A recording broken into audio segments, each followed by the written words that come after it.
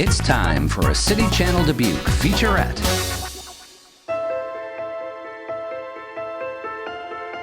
Hi there, my name is Skip Willits and I created River Palimpsest, this sculpture right here, for the Dubuque River Walk. This is a reconstituted river buoy. Where I live, right on the river down in Comanche, Iowa, they wash up from the floods and get banged around along on the shores and many times get stuck in the islands of the river. That's where I found this one. Drug it home to the studio, cut it up, and reconstituted it. There's some writing on the inside of it. I've been working on text work on my sculptures for quite some time now, and it has a lot of river tales on it. It's got some simple quotes on it, that type of thing. It might be interesting to see if you can read what I've said.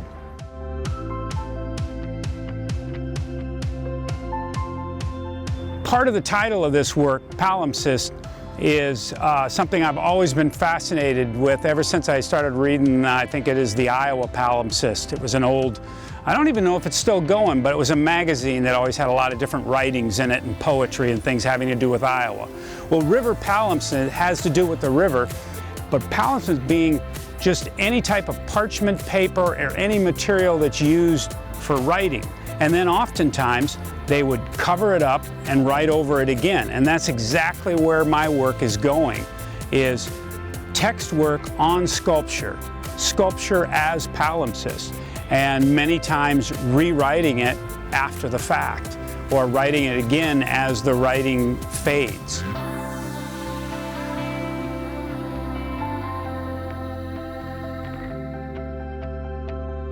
My name is Matt Cargill. I'm from Oskaloosa, and I created Cloud Harness. This sculpture is about 10 feet tall and was inspired by those visions and that lazy summer day of being able to lay on your back and watch the clouds fly over, and you see them come from one direction and go to another direction, just wanting to be able to kind of harness myself to that cloud and go for a little ride. And so this piece came out of that kind of poetic vision, and you know, then I fabricated it, and obviously there's always fabrication concerns with how thick is the metal, what scale, what material, all the stuff that goes into making a sculpture. And so this piece had to have, you know, be sheet metal in order to kind of create sails, because I wanted to give this the impression of wind. And so the sails kind of come up and capture the cloud, and then the cables wrap around it, because you need to be able to harness that cloud and grab onto it. And so hopefully as you walk by and visit this piece, you'll kind of reminisce and maybe look up at the clouds floating over your head and kind of take a little trip with it.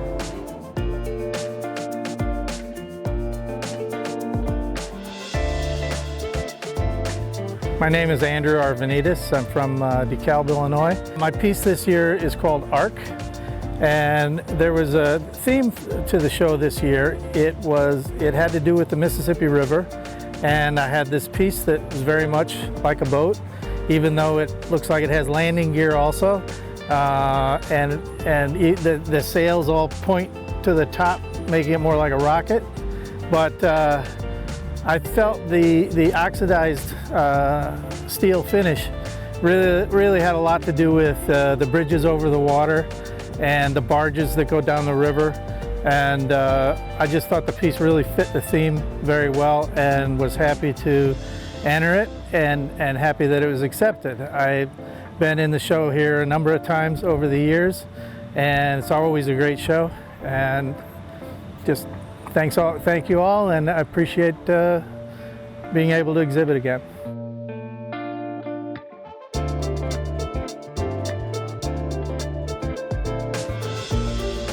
My name is David Zahn, and I'm from Moline, Illinois, and we've just installed my sculpture titled Confluence here in Port of Dubuque. The theme for the show here was supposed to be about the river, and I do works that are central on people, but a confluence is where two rivers come together. And in my sculptures that are about people and I don't know, the human condition, our lives are kind of like a confluence. Things are always coming in and out of our lives. Our lives are fluid, our lives are changing. We learn, we grow over time, and nothing is really fixed in one way. In the sculpture, the base, which some people ask me, well, the base looks a little crooked. Well, it's crooked on purpose. It leans to one side and actually leans forward a little bit to kind of represent the changing and constantly shifting sands kind of that are under our feet. And the sculpture, he leans back and he leans to the side, kind of compensating for that base being on an angle. The forms that make up the body, they're kind of like wind, they're kind of like water, probably mostly like water in this case. And if you look at the, on the stomach, in the center of the piece, there's like a swirl, kind of like a, oh, you see them in the river, you know, as the water swirls down. So, and then if you look at the piece, it flows up and back to the side and has that swirl in it. And that's kind of the piece.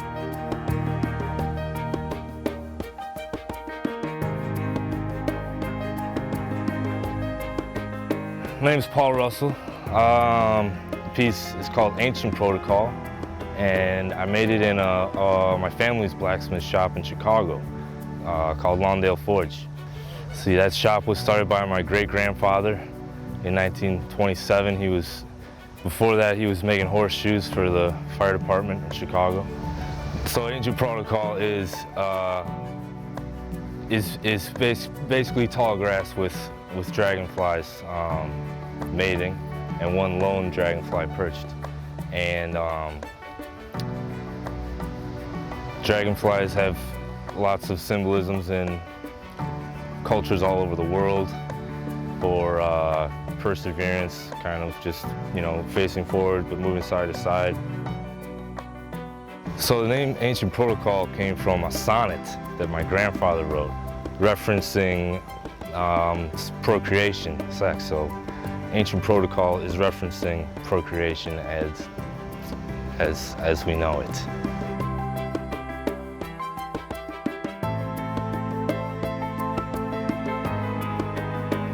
My name is Jeremy Calvert. I'm from Lexington, Kentucky, originally from Oklahoma. I'm a Native American from the Chickasaw tribe, and for 15, 20 years of doing art and sculpture, I avoided doing anything with Native American content in my work. And this piece, Taloa, is sort of a vision that I had about an outdoor sculpture that directly was related to that heritage. And Taloa means rebirth or renewal. And so throughout the piece, there's different images of basically my journey from Oklahoma to Florida, where I did my master's at Florida State, and then from there to South Alabama, and then now I've been in Lexington, Kentucky for 12 years.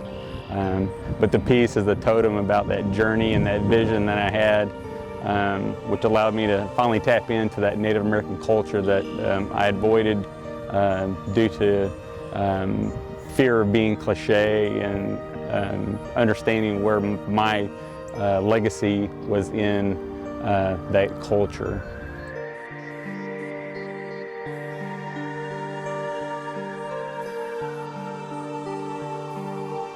My name's Tim Jorgenson. I'm from Madison, Wisconsin. I'm currently an MFA student at the UW-Madison. My piece here, it's titled Point of Reference. It's actually part of a 3-piece series where I want to install one in each location. Basically what I want people to kind of gain from seeing it is knowing that this one is installed in this location. There's actually 2 other ones installed in different locations. One's currently installed in Madison, Wisconsin. The other one's either going to be installed in Champaign, Illinois or Webster City, Iowa. So the idea is when they look at these, they see this kind of broken cartography and topographical maps kind of etched into the copper. You kind of think about the space in between all of these kind of triangulating a location. So it kind of has this weird togetherness but still a separation. So as somebody's looking at one, there might be other people looking at another.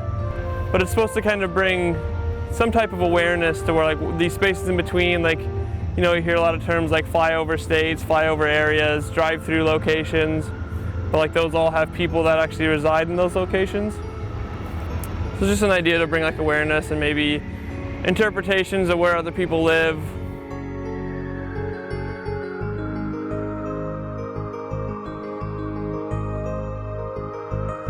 My name is Vinh Pierce. I'm from Cape Girardeau, Missouri. The piece that I'm exhibiting here in Dubuque is called Marikai. The title, the name, comes from a Greek term. During a creative expression, an artist is so in love with what they're doing and passionate about what they're doing that they leave a piece of themselves in their creation, in their artwork. So that's kind of where the title comes from for many reasons. The way I sign my sculptures is with like this little heart shape. It's the way I used to sign letters to my parents and cards to friends. So there's kind of this like affectionate way that I even sign my sculptures. And the design of the sculpture is inspired by nature. I've been heavily influenced by nature and architecture. So this kind of curvy shape, it's representative of maybe a young plant growing, or there's definite influence from a river or a waterway, that kind of like flowing organic, the way the body of water curves.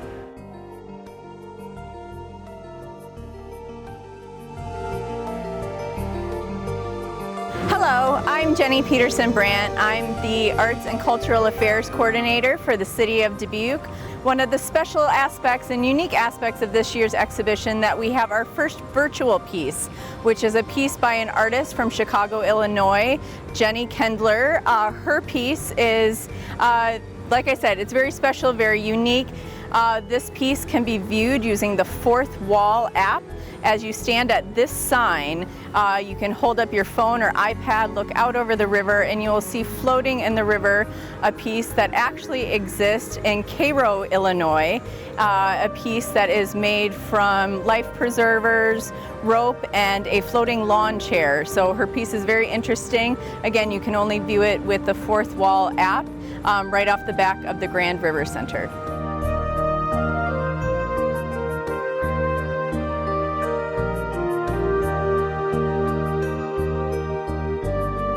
Hello, Dubuque. My name is Donald Noon. I'm from Streeter, Illinois.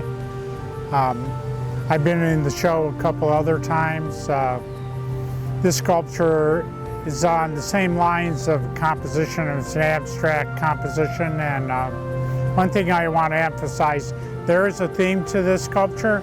It's called Achilles' heel, and but the main thing about my abstractions are compositions and like music.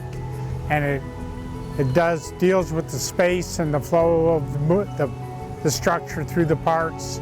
And but there are some representable things in here that might evoke some image in your mind, and it has to deal with the theme of the sculpture.